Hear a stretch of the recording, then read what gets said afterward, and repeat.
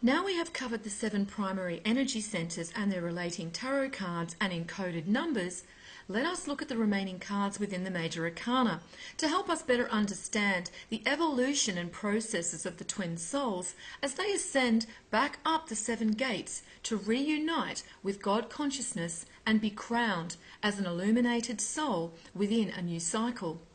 Let us first start with the number 10 Wheel of Fortune card. This card is symbolic of the destiny and journey of the twin souls. Not only do we see the infinite cycle symbolized by the number 10 when divided by the Trinity, but also the covenant and destiny of each twin soul is represented in the 2 5s within the number 10. There is a wheel with 8 spokes symbolic of the immortal soul, with each spoke relating to a different point in the cycle and journey of the soul. On the top of the wheel we see the Sphinx is representing God's presence within the soul and the will of God upon the destiny of the twin souls.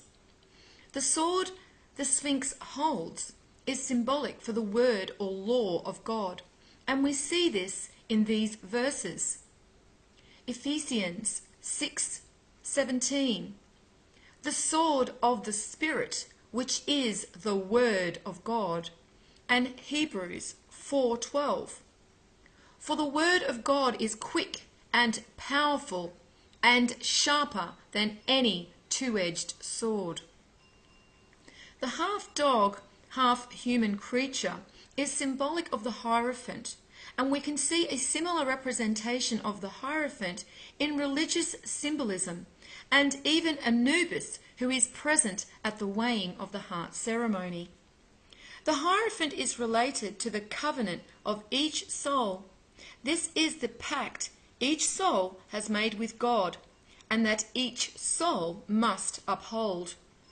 On the bottom of the card we see the twin souls represented in both the physical and the ethereal by the beasts with wings, and we see at the top left we have the angel representing the divine forces, and the bird is symbolic of the ethereal. This card is relating to the knowledge and understanding of ourselves that brings us to the path that leads us back to the union with the divine. The next card is number 11, Justice, and we have looked into the relating energy center, the navel and solar plexus, which is the location of our Ka soul and the point where we access and express our power from. The navel chakra is symbolic for the 3rd gate and shows that it is the right and just soul that moves beyond this gate to the heart. And we see in this verse 2 Chronicles 1:11, and God said to Solomon, because this was in thine heart, and thou hast not asked riches, wealth, or honour, nor the life of thine enemies, neither yet hast asked long life, but hast asked wisdom and knowledge for thyself, that thou mayest judge my people, over whom I have made thee king. So it is the knowledge and wisdom of the soul that illuminates the path of righteousness, and the soul instead only strives for truth, and as such finds thine heart.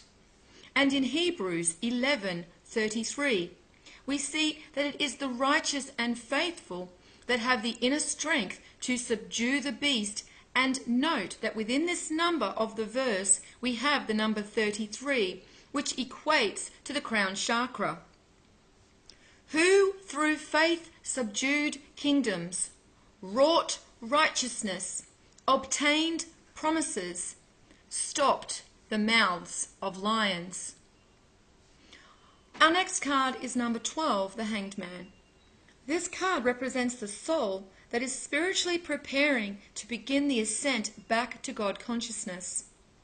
The number 12 represents the unreunited Trinity on the material plane. The hanging on the cross represents the complete abandonment of all that has held the soul in bondage to the material plane.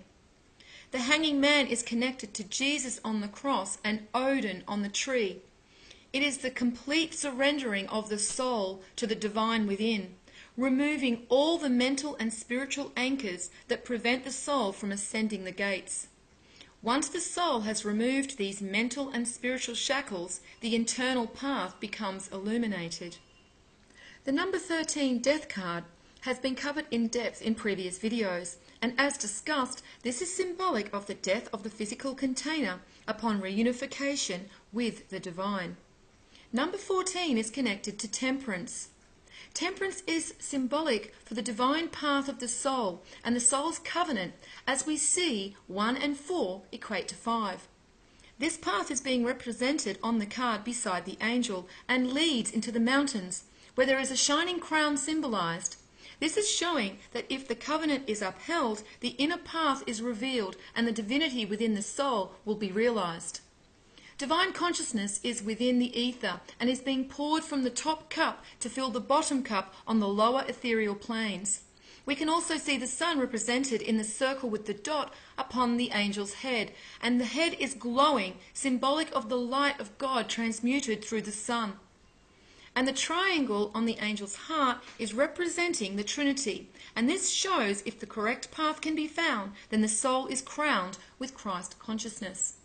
Number 15 is related to the devil card, and as discussed in depth in previous videos, is symbolic for the physical bondage of the soul that remains in ignorance, controlled by the base energies of the material plane.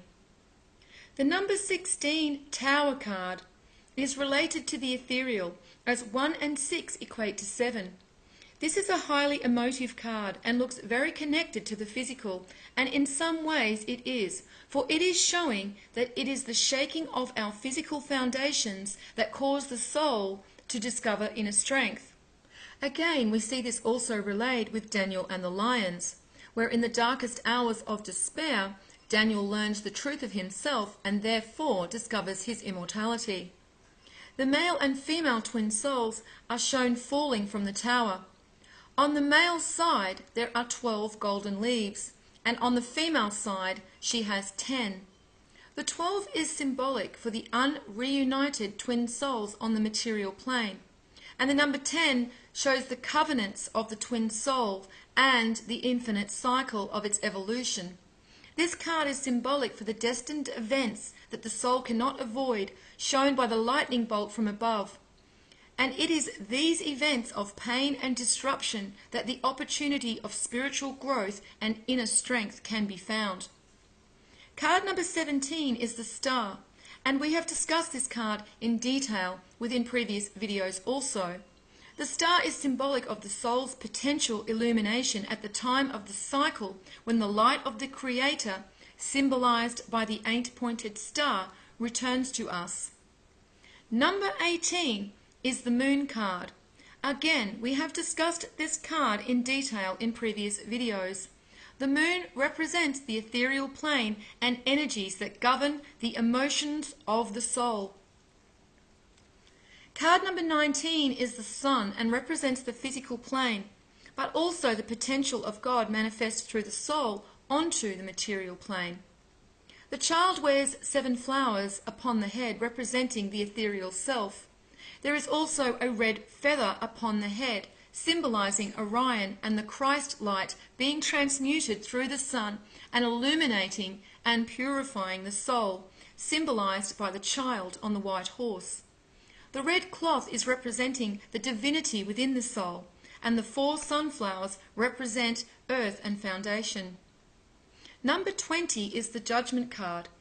This is the equivalent of the weighing of the heart ceremony, when the light of the Creator returns to fully illuminate each soul. The number 20 is also connected to the heart on the ancient Egyptian number key. So again, we see that it is through the heart, full of light, that we are granted access through the 6th gate to reunite with the divine. On the card, we see that the souls are represented in a grey-bluish colour, representing their physical containers. As we saw with the death card, when we are manifest in the physical form on the material plane, we are essentially in death. And this is what is represented in the judgment card and why the souls are shown in coffins. We can also see across the water that the ethereal plane is represented, and there are also souls that wait in judgment, and this is because the light of the Creator illuminates both the physical and ethereal planes. And those souls who have passed over into the ethereal are also weighed. Psalms 107:20. He sends his word and heals them and delivers them from their graves. John 5:28. Marvel not at this, for the hour is coming, in which all that are in the graves shall hear his voice. The trumpet is symbolic of the divine resonance that awakens the souls and brings with it healing and protection, symbolized by the flag with the Red Cross. We see again a connection to the Freemasons and the Red Cross, as they have within their organisation the Order of the Red Cross.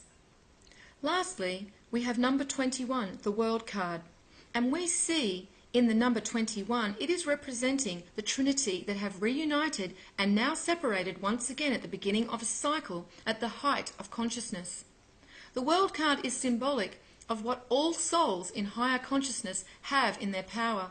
The female is represented in the middle with the two scrolls representing the Word of God and the complete divine knowledge they now have access to. She is also symbolic of the female creation forces that birth the souls onto the material plane.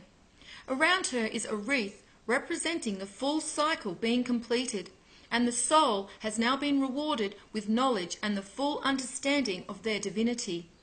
On the top and bottom of the wreath, we see that the infinity symbol is being represented. Therefore, we have a connection to the number 88, and the male and female twin souls depicted here also.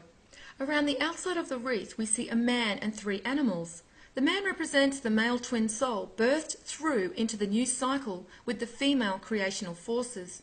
The eagle is symbolic of the ethereal energies and the ether, while the lion is symbolic of inner strength and courage. The bull is referring to inner wisdom. Both animals are also representing the physical attributes of the soul.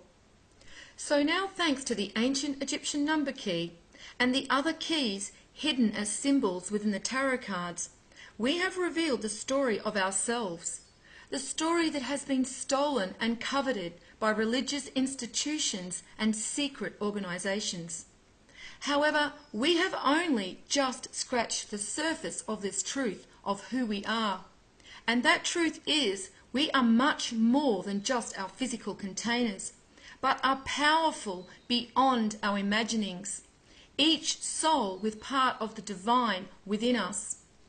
And it is this divine spark within us that is illuminated when the light of Orion and Christ consciousness returns at the end of the cycle.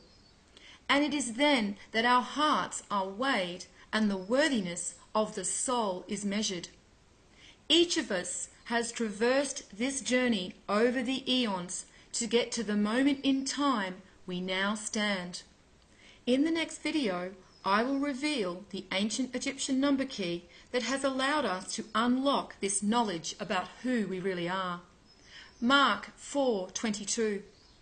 For there is nothing hid which shall not be manifested, neither was anything kept secret, but that it should come abroad.